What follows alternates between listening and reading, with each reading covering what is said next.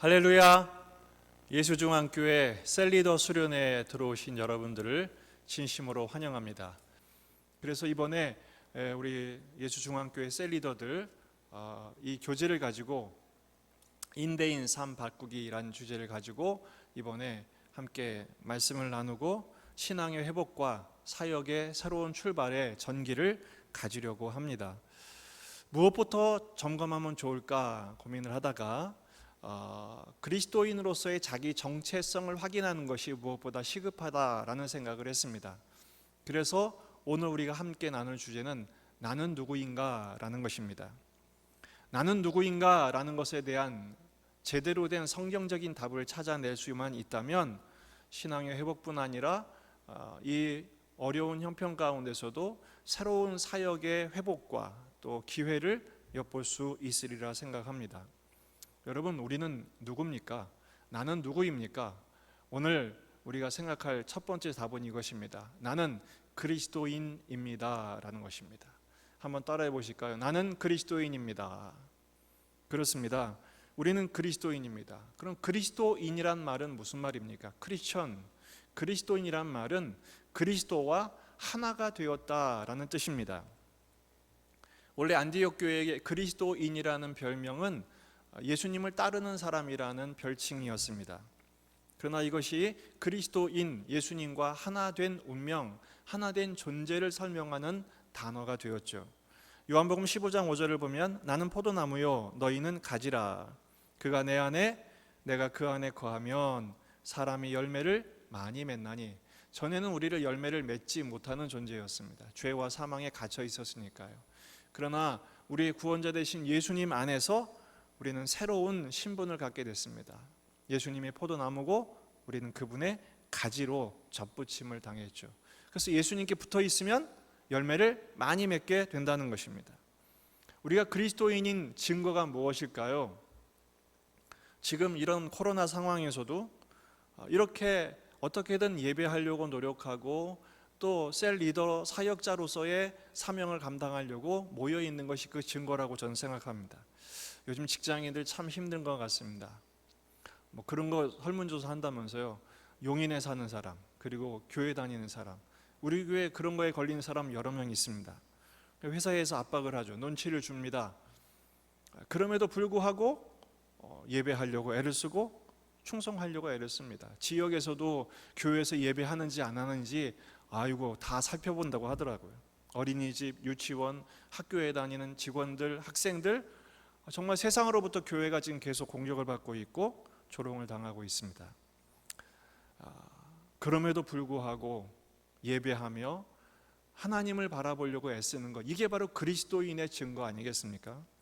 그래서 저는 여러분들이 얼마나 감사한지 모릅니다. 여러분의 형편을 생각하면 눈물이 앞을 가립니다. 그래서 저절로 축복하는 기도가 나옵니다. 하나님, 이 예배자들, 이 그리스도인, 진짜 그리스도인들을 기억해 주세요라고 기도할 수밖에 없습니다. 근데 여러분 그거 아십니까? 우리 주님은요 다 보고 계십니다. 다 알고 계십니다. 그래서 어려울수록 하나님을 바라보고 진짜 그리스도인으로 살려고 예배하고 섬기려고 노력하는 여러분들을 기억하시고요, 반드시 갚아주실 줄로 믿습니다. 저는 믿음의 선배들이나 또 제 경우를 보아서도 그렇고요, 어려울수록 주님을 바라본 사람들 주님은 절대로 잊지 않으시더라고요. 기억하십니다. 그리고 복을 내려주십니다. 하나님의 은총으로 이 어려울 때수록 주님을 향한 참 그리스도인들, 여러분들이 그리스도에게 복받는 그리스도인들 되시기를 주의 이름으로 축복합니다. 저는 참 그리스도인의 수준은 히브리서 11장에 나오는 믿음의 선배들이라고 생각해요. 그들은 여러 시대의 박해와 또 권력의 박해 때문에 동굴과 또 사막에서, 토굴에서, 광야에서 전전긍긍했던 사람들입니다. 여러분들이 창궐한 바이러스들을 피해서 이렇게 예배하려고 온라인으로 예배하고 또 섬기고 수고하는 모습을 보면서 히브리서 11장에 나오는 분들과 동급이지 않은가 그런 생각을 합니다. 여러분들이야말로 세상이 감당치 못할 진짜 그리스도인이라고 저는 생각합니다. 여러분들이 그리스도인으로서의 정체성을 잊지 마십시오. 우리는 주님과 한 몸입니다. 그래서 주님이 책임져 주십니다. 두 번째는 그리스도인은요, 그리스도의 몸과 하나 된 우리가 그리스도의 몸의 머리가 되신 예수님의 교회라는 사실을 잊지 말아야 합니다. 우리가 예수님과 하나가 된 것처럼 그것을 더 확인하게 하시기 위해서 성도들을 모아서 교회로 묶어 놓으셨어요. 그리고 교회의 머리를 예수님으로 붙여 놓으셨습니다. 여러분, 몸에서 머리가 분리되면 어떻게 되죠? 죽습니다. 우린 예수님 없으면 죽습니다. 교회를 떠나면 죽습니다. 그래서 우리를 교회의 성도로 불러주신 것입니다. 그 점에서 우리는 잊지 말아야 됩니다. 우리는 결코 혼자가 아닙니다. 다 모이지 못해서 이 뿔뿔이 흩어져 있지만, 그리고 셀 모임도 잘 하지 못하지만, 각 부서별로 모이지도 못하지만 우리는 결코 혼자가 아닙니다. 주님 안에서 흩어진 교회의 모습을 감당하고 있는 것입니다. 여러분, 교회는 두 가지 종류가 있습니다. 모이는 교회 모습도 있지만 흩어지는 교회 모습도 있습니다. 지금은 흩어져서 감당할 교회의 사명을 우리가 수행하고 있는 것입니다. 사도행전 2장 42절 말씀을 보면 그들이 사도의 가르침을 받아 서로 교제하고 떡을 떼며 오로지 기도하기를 힘쓰니라. 초대교회의 모습이었죠. 그들이 사도들의 가르침을 받았습니다. 그리고 서로 교제하고 떡을 뗐습니다. 오로지 기도에 힘썼습니다. 그게 바로 교회의 가장 중요한 역할과 기능이었습니다. 지금은 이 코로나 상황 때문에 제한적이죠. 함께 모여서 배우지도 못하지만, 또 함께 모여서 교제하지 못하지만, 함께 모여서 기도하지 못하지만, 그런데도 하나님의 은혜를 주셨어요. 뭐죠? 온라인이라는 축복을 주셨습니다. 인터넷으로 우리가 함께 배우고 해주죠. 함께 말씀을 배우고 함께 서로 교제합니다. 또 오로지 함께 기도에 힘씁니다. 우리가 다 같이 모이지 못해도 기도 제목들이 속속 들어옵니다. 어려운 가정들, 아프신 분들, 또 곤란을 당한 분들, 기도 제목을 가지고 함께 기도했습니다. 이름을 불러가면 기도했습니다. 놀랍게도요, 하나님의 순간순간 응답하시더라고요. 여러분, 우리가 비록 떨어져 있지만 함께 모여 기도할 때 하나님이 동일하게, 아니 더 긴급하기 때문에 더 강력하게 응답하시고 역사하실 줄로 믿습니다. 이런 응답의 역사가 이 언택트 시대에 오히려 온라인 응답의 역사가 더 많이 나타나기를 바랍니다. 그리고 놀랍게도 서로 잘 모르지만 이런 온라인으로 연결된 상황에서 서로 돕고 섬기고 어떻게든 필요를 채우기 위해 애쓰는 모습을, 교회의 성도들의 모습을 보면서 와, 이게 진짜 교회다. 어려움을 당할수록 더 생각하고 사랑하는 교회라는 모습을 생각해 보았습니다. 여러분, 우리가 지금 흩어져 있지만 중요한 것은 시간이에요. 동시간대 모여 있잖아요. 함께 찬양하고 예배하고 기도하고, 우리 주님께서 실시간으로 하늘에서 우리와 접속하셔서 응답하시고 은혜 주시고 역사하실 줄로 믿습니다. 바로 우리는 그리스도인입니다. 그리스도의 공동체 교회임을 잊지 마십시오.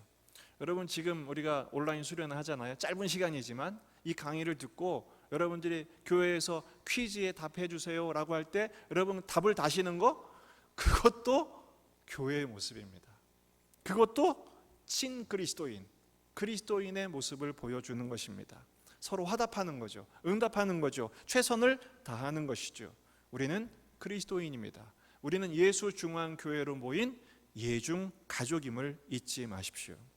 세 번째는 그리스도인은 예수님과 하나 된 사람, 그리스도인은 주님의 몸된 교회의 공동체. 중요한 것은요, 이런 그리스도인을 하나님이 가만 혼자 두시지 않는다는 거예요. 여러분, 진정한 그리스도인은요, 공식적인 스폰서가 있습니다. 우리의 공식적인 후원자, 스폰서가 누구죠? 성령님이십니다.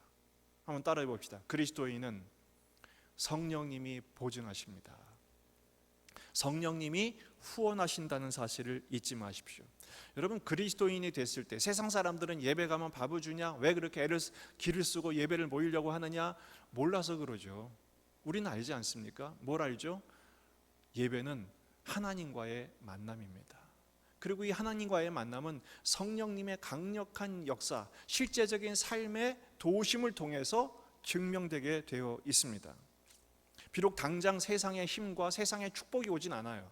그러나 중요한 것은 성령님의 후원하심, 성령님의 도우심을 통해서 실제 오늘의 어려움을 극복하고 고난을 이겨내며 형통이 뭐죠? 돌파하는 거죠. 오늘을 감당하는 믿음, 그리고 지혜, 은혜를 얻게 해 주십니다.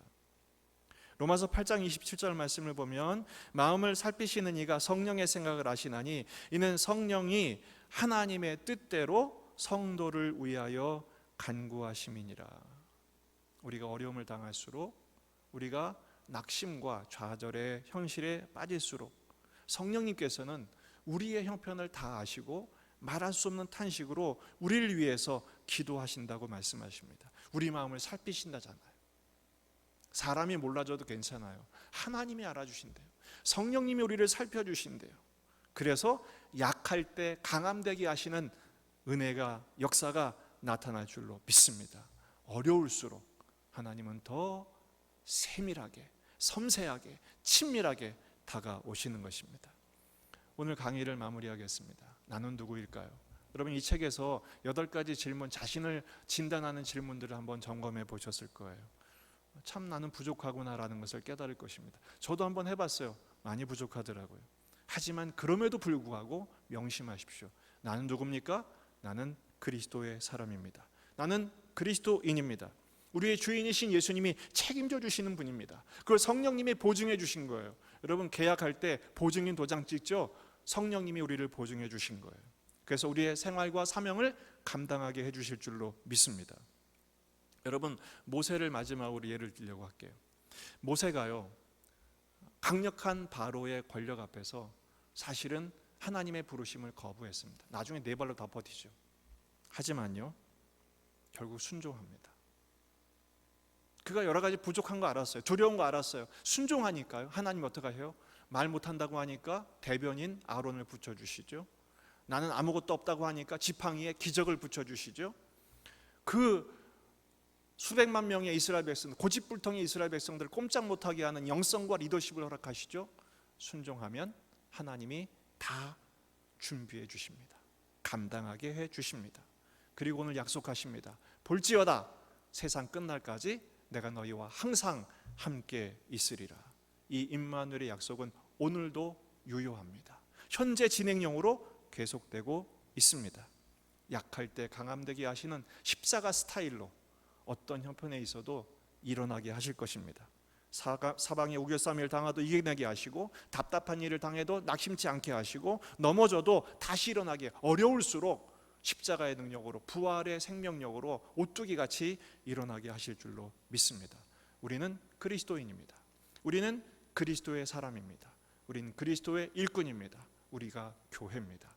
성령님이 책임져 주시는 사역자로, 사명자로 승리하시는 우리 동역자들이 되시기를 주의 이름으로 축복합니다. 퀴즈 3가지입니다. 첫째, 나는 누구입니까? 둘째, 그리스도와 한 몸인 공동체는 무엇이라고 부릅니까? 세 번째, 그리스도인들의 공식 스폰서, 우리의 후원자는 누구십니까? 정답을 정혜연 전사님 개인 문자로 보내주시기 바랍니다. 준비한 선물을 보내드리겠습니다. 오늘 여기까지입니다. 끝! 할렐루야! 감사합니다. 안녕히 주무세요.